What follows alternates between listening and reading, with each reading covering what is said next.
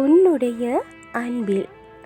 கண்ணே மணியேன்னு ஒன்று தவிர யாரால கச்ச முடியும்? கண்ணே மணியேன்னு ஒன்று தவிர யாரால கச்ச முடியும்? அம்மானுக்கு ஒரு வார்த்தையில் 1000 அர்த்தம் உள்ளதையா. அம்மானுக்கு ஒரு வார்த்தையில் 1000 அர்த்தம் உள்ளதையா.